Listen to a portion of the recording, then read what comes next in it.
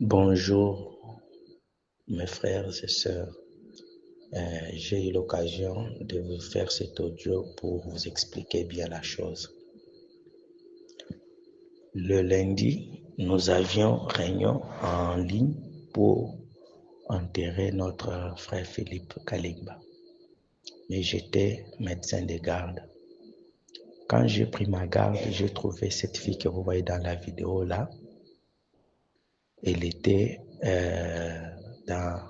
pendant le travail. Les infirmiers m'ont fait rapport pour dire que c'est une fille qui ne collabore pas, qui n'accepte pas les conseils qu'on lui donne et les consignes, comme c'est son premier accouchement.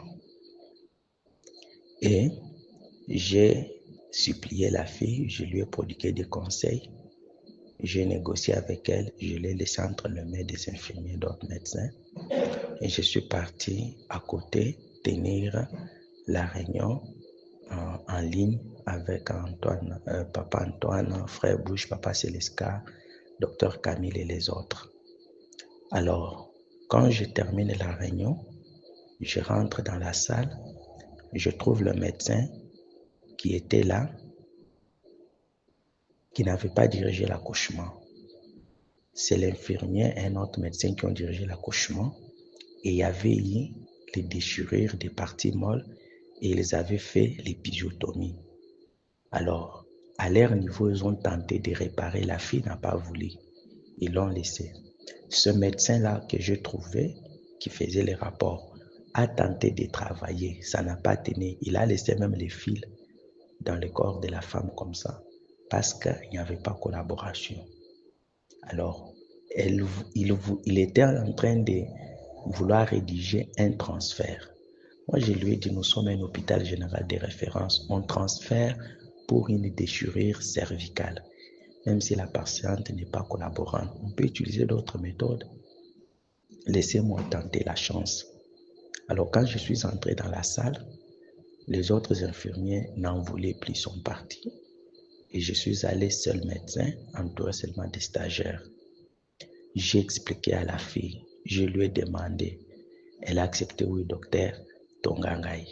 Mais dès que je touche seulement les pinces, au pince et simbangate, au pince et kotate, au pince. Nakotonga yo na ndenge mususu, nazana ngoto ndenge ni. Namiki kuexplique. Esalaka mabe te, outi kobota, pince ekokota kuno koyoka eloko te, mwana monene abimi na nzoto. Kaka mwa pince moke boye po ekanga bakole esuture nde likambo. Te ekota te. Mais je trouvais qu'elle était en train de perdre le bon sens qui pouvait l'amener à la mort. Les autres avaient cédé à ça, mais moi je ne pouvais pas céder pour sauver une vie. C'est qu'elle réfléchissait et c'est que moi je connaissais et les dangers qu'elle courait. Je ne pouvais pas la laisser dans sa réflexion comme ça. Mais mes frères, si on ne suture pas une plaie cervicale, il faut réparer. L'utérus ne peut pas se contracter pour arrêter l'hémorragie que lorsqu'il est dans toute sa circonférence intégrale.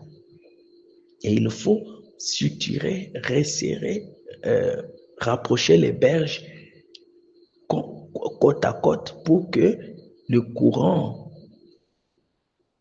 physiologique qui permet le durcissement de l'utérus pour arrêter l'hémorragie puisse passer.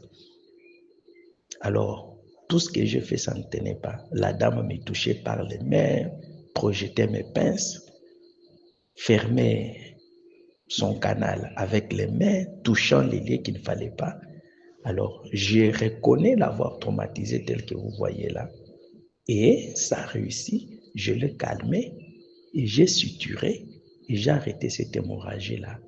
Et je l'ai apprêté, lavant, tout ça, l'habillant est propre. Elle est même sortie de l'hôpital. Mais vous me verrez dans cette vidéo-là dire que filmé. Effectivement, on rencontre beaucoup de choses comme ça avec les filles inciviques qui viennent accoucher. Les mamans, ça va. Mais les filles qui ont attrapé des grossesses, en fait, c'est une fille qui a attrapé une grossesse, l'homme n'est pas connu et c'est sa grand-mère qui l'a amenée. Alors, quand on rencontre des choses comme ça, des incidents arrivent, quand on explique, souvent on nous dit, mais est-ce que Bokomisaki est Mukanda? Une fille dans cet état-là a Kokoma Mukanda?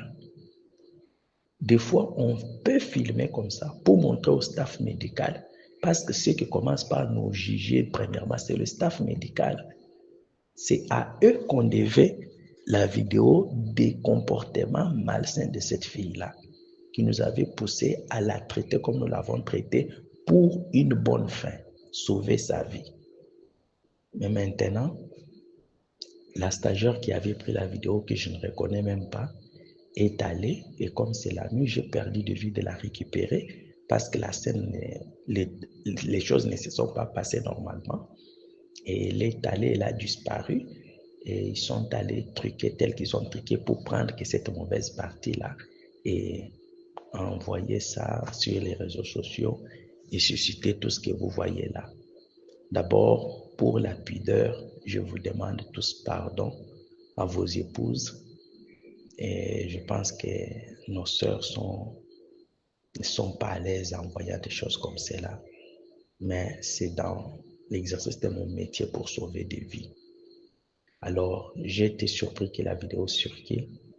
Quand je suis allé pour me justifier auprès de ma hiérarchie, c'est de là que les ordres sont venus pour qu'on vienne m'arrêter là. On m'a arrêté et je suis au casier judiciaire et j'irai au parquet. Je vais comparaître parce que si je fouillais, je serais un irresponsable et je laisserai l'église de Dieu entre les mains de qui? Ma femme et mes enfants. Je me suis livré, que la justice soit faite. Tout ce qu'on arrêtera là, je subirai. Mais une vie a été sauvée, c'est l'essentiel. On ne sait pas ce que cet enfant-là et cette maman-là seront demain. Ce que nous on peut subir, c'est pour un temps. Et Dieu aidera. Merci beaucoup pour vos soutiens, vos prières.